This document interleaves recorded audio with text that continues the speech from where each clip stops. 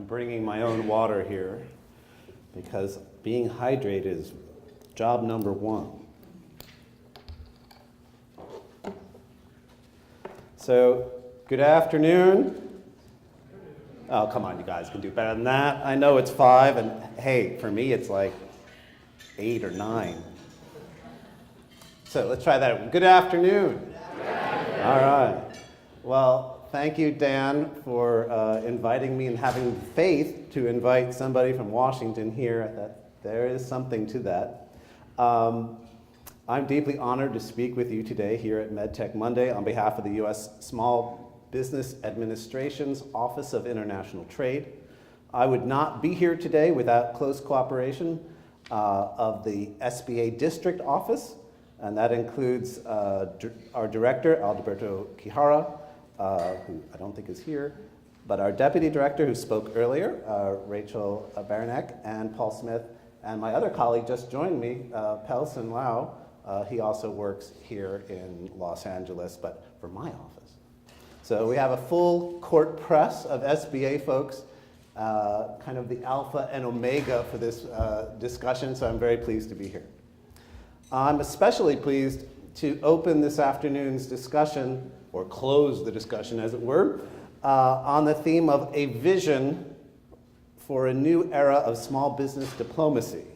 And in case you hadn't realized, you are small businesses and you're involved in diplomacy.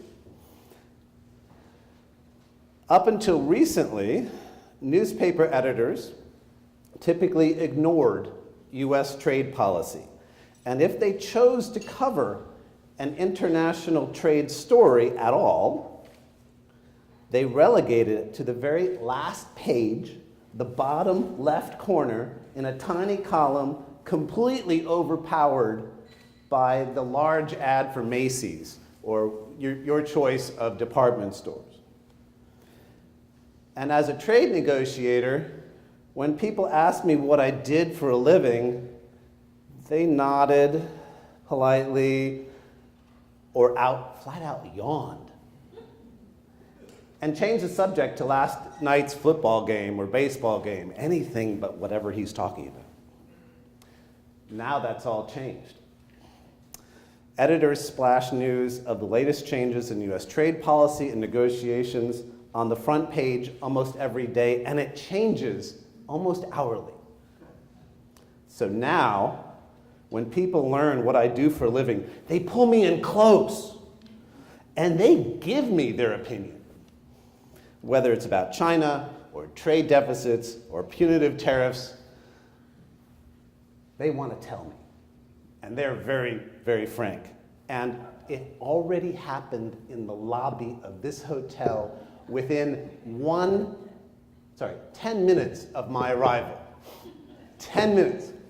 So things have changed quite a bit. So you will understand I'm somewhat hesitant to reveal one more piece of information about myself, especially to this crowd, that my trade policy career was born med-tech. Yeah, med-tech. That is, I began at the U.S. Advanced Medical Technology Association, or ADVAMed, at their Tokyo office. In Tokyo, we represented, oh, you know what? I don't have a clicker. Is there a clicker somewhere for the presentation? Is this it? Oh, I'm sorry. There. In Tokyo, we represented the medtech industry before the Japanese government because, as many of you know, Japan to this day is among the top international markets for US medical technology. And folks mentioned that today. From the Tokyo office, we also covered the rest of Asia's rapid growth healthcare markets in China, Korea, and Southeast Asia. I witnessed firsthand how foreign regulations and policies can and do distort markets for small businesses like yours. At that time, the Japanese medical device approval system was so stringent that once a device received approval, a medtech firm would not dare to update or change the device. for fear of having to go through the Japanese approval process all over again. The knock-on effect of the Japanese approval process back then was that it discouraged innovation, which on the one hand stalled genuine progress in patient care, and on the other hand incentivized medtech firms to maintain not one, but two different production lines. One line would produce the out-of-date device for the Japanese market, and the other would produce the new, more innovative technology for the United States and the rest of the global economy. That was thanks to the Japanese Pharmaceutical Affairs Law, now fortunately renamed the Pharmaceutical and Medical Device Law, or PMDL. Of course, Japan wasn't alone. Chinese and Korean regulators often unwittingly overregulate too. But even if it's unwitting, they don't do it on purpose. We didn't try to create a trade barrier, Bryan. I'll get that. It wasn't our intent to create a trade barrier. A market distortion is a market distortion.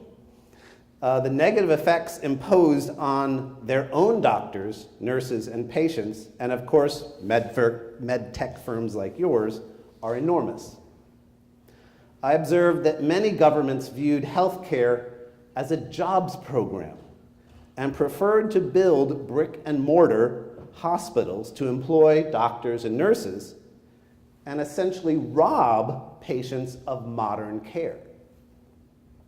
So from our post in Tokyo, we also conducted positive diplomacy, or positive advocacy, I should say, across Asia for establishing centers of excellence that would use healthcare dollars more effectively and efficiently to provide and showcase more modern technical equipment and medical device and procedures.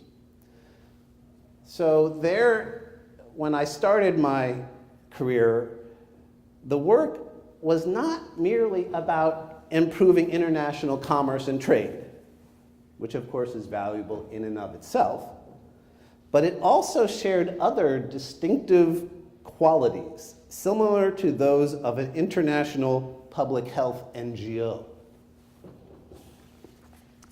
Now, fast forward to today, and I can say that that formative experience in international government relations out of the Tokyo office greatly influenced my latter work in Geneva, Switzerland. There, as a US delegate to the World Trade Organization, or WTO, we confronted an even wider variety of medtech-related trade barriers, especially among the BRIC economies, Brazil, Russia, India, China, and beyond. At the WTO, for example, we successfully resolved an unfair Brazil medtech pricing barrier, an unnecessarily restrictive Pakistan medical device registration procedure, and duplicative medical device testing and certification in China, to just name a few. Now, as you are all no doubt aware, the Trump administration and the president himself have been especially vocal regarding frustrations with existing US trade arrangements and the WTO system itself. Long before the 2016 election, the US Congress had been fielding numerous complaints from US traders, large and small, regarding arbitrary and discriminatory obstacles to trade. These constituents raised questions concerning the WTO membership's lack of vigorous enforcement of the WTO agreements. Due to the perceived failings of the WTO, the US Congress signed off on entering a series of free trade agreements, or FTAs, including the Trans-Pacific Partnership, or the TPP. Soon thereafter, the US Congress approved going forward with trade negotiations with the European Union and its 28 member states, even while TPP talks were still underway. So I was going to the Pacific, and I was going across the Atlantic all at the same time. It was crazy there. So Congress is frustrated with the WTO, and they're using FTAs as the best solution to the problem. However, in the same vein, the frustrated US Congress took another bold step, though it went mostly unnoticed. It amended the Small Business Act of 1953, which founded the US Small Business Administration as a separate agency in the federal government. The revised statute placed international trade policy squarely on page 1 of the Act in the second sentence. Previously, SBA's role in international trade had been mostly domestic in focus, in offering export counseling and export finance guarantees to small businesses. In the newly amended statute, the US Congress gave SBA administrator an additional brand new trade policy mandate to quote, and that's on the bottom there, to ensure that small business interests are adequately represented in bilateral and multilateral trade negotiations. So that's the US Congress. They're amending the statute that formed the SBA. Then, on the other side of Pennsylvania Avenue, the president elevated the SBA administrator, that's like our secretary, to serve as the member of the cabinet, a practice that notably President Trump continued. As a result, SBA now participates on Ambassador Lighthizer chaired Trade Policy Staff Committee, or TPSC, and we have participated as US delegates at the negotiation table of each of the 7 rounds of the NAFTA 2.0 negotiations, helping draft and advocate for new negotiation texts that substantially benefit small businesses. And I want to be very clear here. The amended statute basically recognizes the key role small business play in US international commercial diplomacy. That's fairly new and pretty radical. It recognizes you. But why should SBA be involved at all in international negotiations? Aren't we traditionally just a domestic agency? Okay, let's recall that fully 98% of all 300,000 American companies that export are small businesses. So those 294,000 individual US small business exporters account for 1/3 of all US export dollars, or approximately $730 billion. And if you guys created your own country, you'd be the 18th largest GDP, US small businesses. So let's get that right. So of all the US exporters, 98% are small businesses, right? And they account for 1/3 of all export dollars. So yes, that 2% is very productive. They produce 2/3 of all export dollars, but you guys do pretty good. 1/3 is pretty significant. So let's be frank, because Congress got it. They got it right. They understood that US small business trade interests are, quite frankly, not small, unless you think $730 billion is small. With so much discussion of trade deficits, I think medtech firms like yourselves should be congratulated, because America's 6,500 medical technology manufacturer companies have global sales exceeding $51 billion. $51 billion, you guys are very productive. But like most small businesses, these 6,175 medtech firms are neither well represented in Washington, nor in our trade negotiations in global and emerging markets.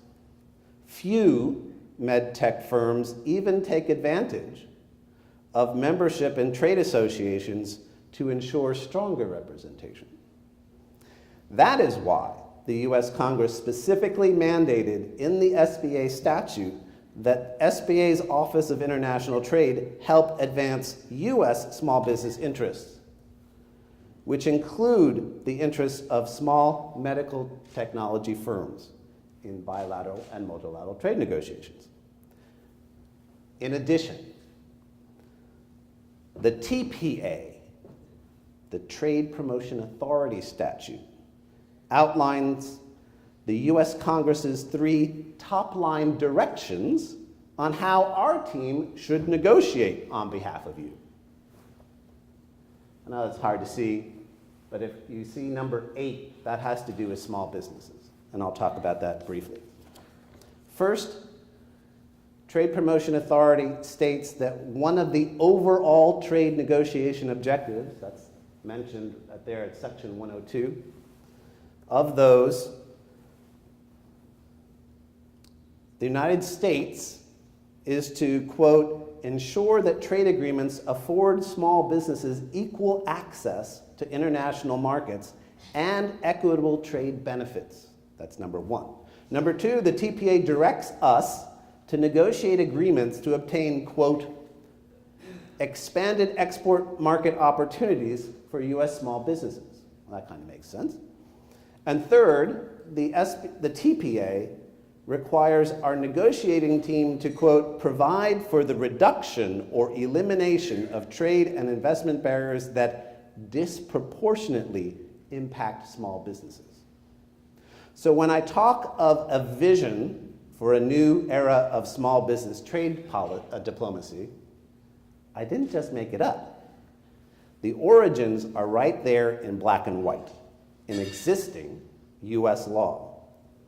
But people have just failed to notice it or realize it. In sum, the US Congress has spelled out in 2 complementary statutes the rationale behind a new, active role for SBA in US trade negotiations, and to match that rationale, Congress has provided us a 3-point set of instructions for carrying it out, all for US businesses' sake. Now, I opened today's discussion highlighting how American medtech firms are first among the leaders of American small business exporters and traders. The reason many of your firms are part of the vanguard is because many of your firms were born global. That is, from inception, you're nimble startups, and you competed in overseas markets from the get-go. Every day, your firms gain significant comparative advantage in identifying and seizing new opportunities to adapt, transpose, and reconfigure healthcare solutions to diverse international markets, and thereby develop inbred capacities to cultivate and drive global innovation. What we have in the United States is rare.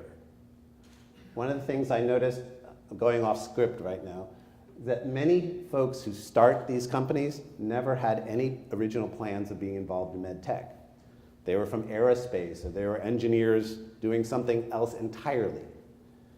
But we have a system here that actually allows folks to change their career. They may have worked at Boeing and they were working on a widget. They realize it has a healthcare application. They say goodbye to Boeing, start their own company, and SBA is there to help train you guys up, get you a business plan, and get you the funding necessary, and eventually get you overseas.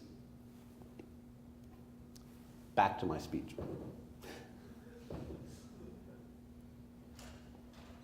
I would further venture to say that American med tech firms are operating, well, let me go back.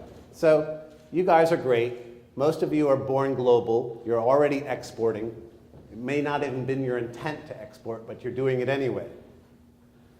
But American med tech firms are operating in about the most challenging of all international markets.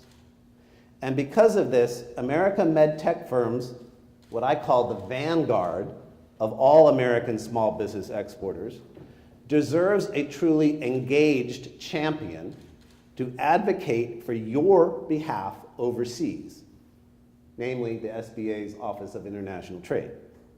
Now, what do I mean by challenging? I witnessed in Tokyo how foreign regulators and their regulatory policies do not typically carry out a targeted strike to address specific public safety problems. No, they normally choose regulatory approaches that broadside an entire industry. They don't tailor their approach. Those regulators demonstrated how the uniform application of regulation, which sounds all fair and just, right, can absolutely maul an industry consisting almost entirely of small businesses.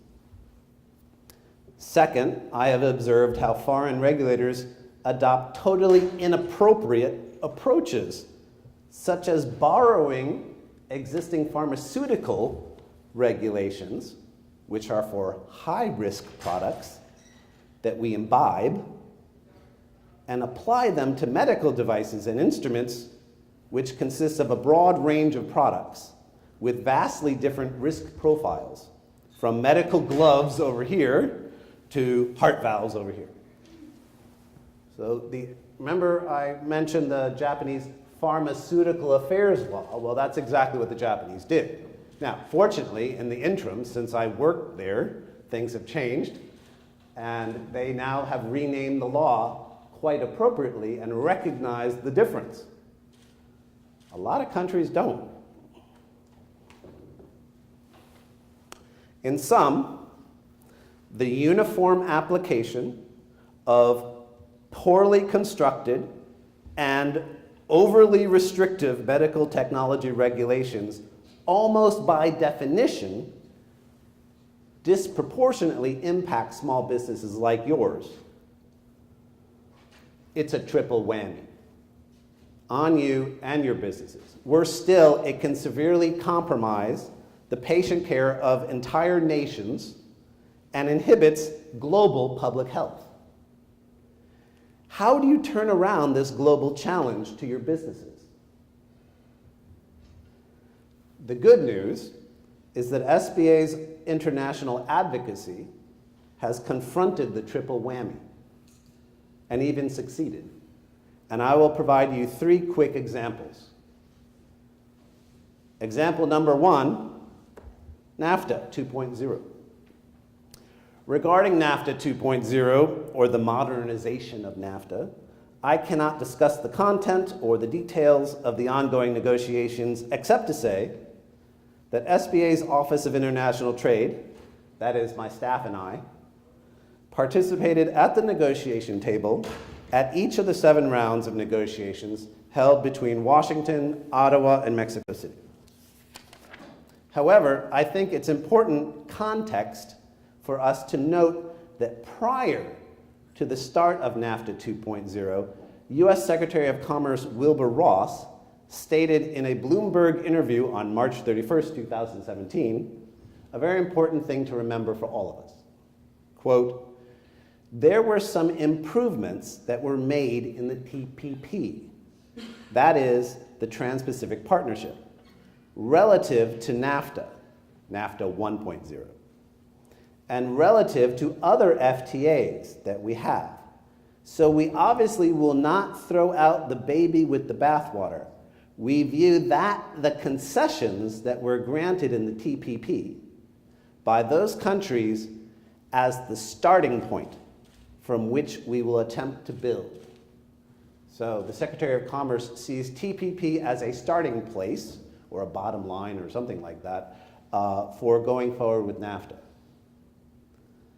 More recently, the U.S.-Korea Free Trade Agreement, or KORUS, which is our latest FTA, was recently amended as of March of this year. So the United States and South Korea agreed to certain modifications. The KORUS, therefore, represents yet another starting point for future negotiations. Let me briefly tell you about Chorus. Chapter 5 of Chorus includes the first ever pharmaceutical products and medical devices chapter in a US free trade agreement ever, and contains important transparency commitments concerning pricing and reimbursement. This chapter was a brand new innovation in the Korea FTA. Prior FTAs did not have it. The Peru FTA, nope. The CAFTA, which is the Central America FTA, no. The Bahrain FTA, no. None of these had this. It requires that reimbursement decisions be made within a reasonable time. That the rules used to make reimbursement decisions are made public, so you know like how they make decisions. It requires that applicants can provide comments at appropriate times in the decision process, and that the parties establish functional appeals processes. Now, as you know, the administration decided to withdraw from the TPP, leaving open the option to negotiate bilateral deals with those parties. Meanwhile, the other 11 countries have agreed to ratify a slightly modified version known as the Comprehensive and Progressive TPP. This CPTPP text contains nearly identical transparency commitments to the Chorus text that I just read to you. It's in there. In addition, Chapter 8 on technical barriers to trade includes Annex 8E on medical devices, which essentially codifies common regulatory approaches fully aligned with US FDA. And why do I know this? Because US FDA and I wrote it. So, going off script here, it's not every day that an American, or actually two Americans, there's more, but mainly two, wrote the text of a foreign trade agreement. That doesn't apply to us. But there it is. So the CPTBP requires that the parties, those other 11, quote, improve the alignment of medical device regulations, consider relevant international developed standards when developing laws and regulations on approval of medical devices, that they use risk-based approach that distinguishes between classes of medical devices, we just heard about that, base approvals solely on information related to safety and effectiveness, administer the approval process in a timely and reasonable, objective and transparent and impartial manner, and allow decisions to be subject to an appeal process. Let me reiterate, our NAFTA partners, who are who? Canada and Mexico, already signed the CPTPP, including all of those medical device texts I just mentioned. Now, I doubt Australia, which is a member of the CPTPP, I doubt Australia, for example, will have one regulatory process for the 11 countries of that agreement and a separate regulatory process for the United States. Are they going to have two different regulatory processes going on in Australia? I don't think so. Though the United States is not a party to the CPTPP, I expect all medical device firms, regardless of domicile, will benefit from those provisions, including yours, because they're not going to create a US-only regulatory process. I can't see the Australians doing that. That would be an incredible waste of time and really hard to justify. That's brand new for many of you, and quite frankly, that's a little bit of genius. Now, NAFTA modernization negotiations and other formal negotiations are very important, but they can be long and drawn-out affairs, too. We at SBA are fully aware that in many cases, lower-key international advocacy and arrangements can also achieve meaningful results, and often much faster. Example number 2, Taiwan. Taiwan represents the world's 11th largest economy and America's 9th largest trading partner, with two-way trade of over $66 billion. In 2014, more than 12,000 US businesses with less than 500 employees registered sales of over $5.7 billion, or 21% of the total 26.7 billion US goods and services exported in Taiwan. In Taiwan, during 2014 and 15, I helped organize a series of multi-stakeholder policy roundtables in Taipei with Taiwan's Ministry of Health and Welfare, Taiwan's Food and Drug Administration, and the National Health Insurance Administration.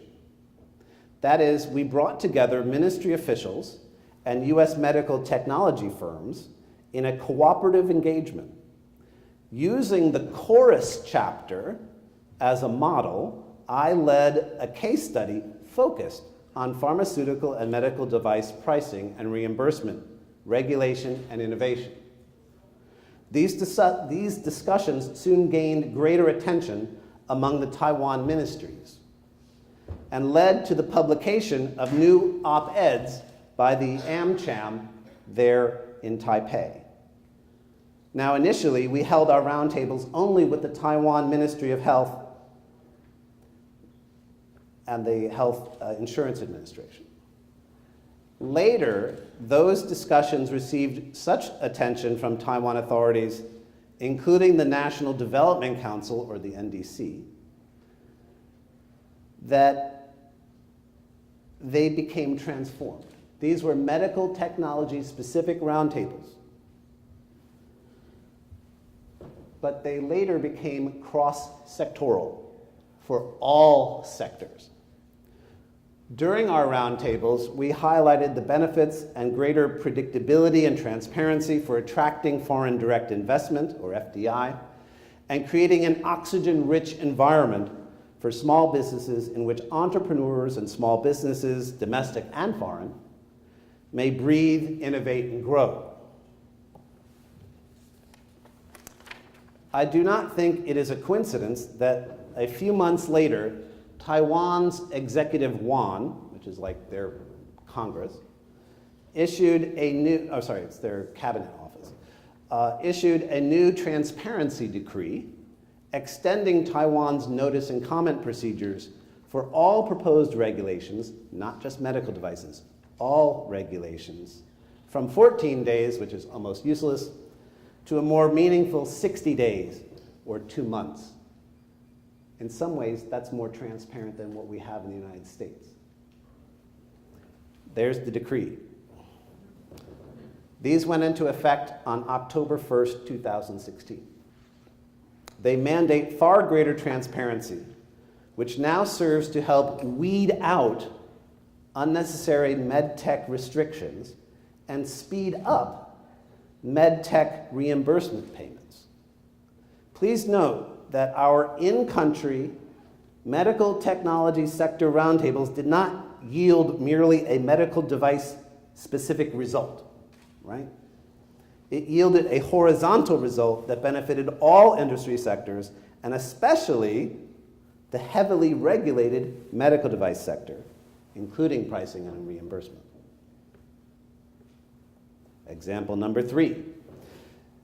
Based on the Taiwan engagement, we held similar roundtables in Argentina in 2017 on transparency and regulatory coherence for small businesses in Buenos Aires and Cordova.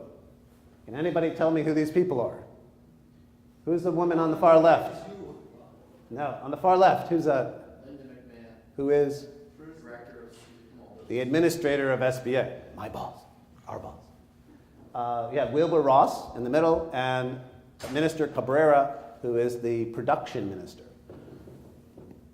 Following our roundtables in Buenos Aires and Cordova, focused on small businesses and what small businesses need when it comes to trade policy.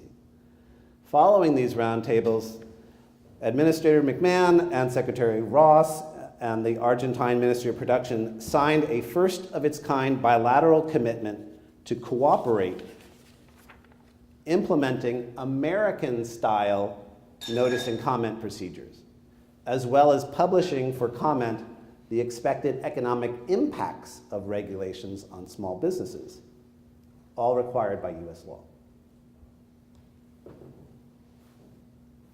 That was a first, and I won't tell you who wrote it, but he's in this room.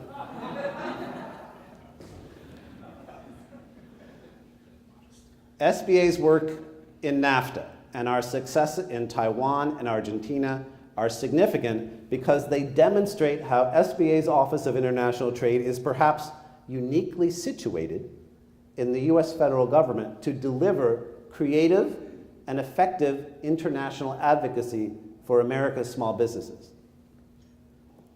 SBA's Office of International Trade offers an especially practical set of diplomatic tools to champion the adoption of the US model of free market enterprise, small business-led innovation, and market-disruptive entrepreneurship. In addition, each week, foreign government officials from every corner of the world come to visit SBA headquarters to glean our best practices on small business development and entrepreneurship. Saudi Arabia, Bahrain, and other Gulf states, for example, have just set up brand new small business agencies and have come to us for advice. Truly enlightened leadership recognizes the multifaceted opportunity afforded to the U.S. Small Business Administration to present our successful U.S. model or ecosystem abroad. By forming truly constructive relationships with these foreign governments, we at SBA may offer truly welcomed guidance and better received counsel by foreign leaders on how to properly construct national legislation and regulation so that it encourages innovation and trade and at the same time opens up once closed international markets for small businesses like yours. Moreover, SBA's favored position allows us to work cooperatively with these governments so they get it right the first time. Unlike Japan, that started with the pharmaceutical law, we can tell them from the get-go to don't do that. Medical devices are a totally different risk profile. They deserve their own regulations. It's quite separate from pharmaceuticals. In other cases, SBA's international staff have been welcomed to help nations in the Middle East and elsewhere to establish institutions, laws, and policies that get their unemployed youth off the streets and into startups, and thereby prevent the youth from radicalization or joining gangs, and that serves our U.S. national interest. Truly enlightened leadership also recognizes the value of our platform to conduct specific international advocacy for individual small business exporters. For example, we have helped dozens of U.S. small businesses with intellectual property issues, customs clearances, and other certification issues through our International Inquiry Point and hotline. There's a flyer in the other room that explains all of that if you want. And all of that serves our congressional mandate to help firms like yours better compete in international markets. God bless you. And this is exciting work. NAFTA negotiations are, of course, well underway, but Taiwan and Argentina type engagements may be proposed most any time and can often lead to faster and sometimes more tangible results. So today, here at MedTech Monday, I challenge you all to begin considering the synergies that could be pursued between us. I wonder if together, or some subgroup, we could similarly organize an international engagement in a strategic international market to the firms assembled here today. Imagine what it might look like to join hands with SBA and our district office to collaborate to open priority markets, especially those not covered by a trade agreement, like we did in Taiwan and Argentina. We don't have an FTA with either country. Right? But we have cooperation between SBA and those countries that in some ways can be more meaningful. And I'll go off topic, not off script a little. And I was talking with Paul Smith earlier. You know, we have such a great reputation, SBA. I didn't know this before I joined SBA just 2.5 years ago. Other countries really do look to us. And once we start talking with them, they'll be like, Bryan, I don't know what's wrong with our system. Can you help us fix it? And I'm like, sure. And it's like they open the hood of the car, and I can start tooling around with it, and they're more than happy. I think I've demonstrated some of this because they realize how important small business and entrepreneurship is for their countries. You know, here in the United States, 2 out of every 3 new jobs is created by Microsoft. No, it's by you guys. Small businesses, they do that. They get it. These other countries get it. And there's, like I mentioned in Saudi Arabia and other countries in the Middle East, they have a huge youth population that they don't know what to do with. And not everybody can work for the oil company. And not everybody can work for the gas company, and not everybody can work for the government. So you got to do something with all these youth, and when they don't have anything to do, things get very problematic. Not just in those countries, but internationally.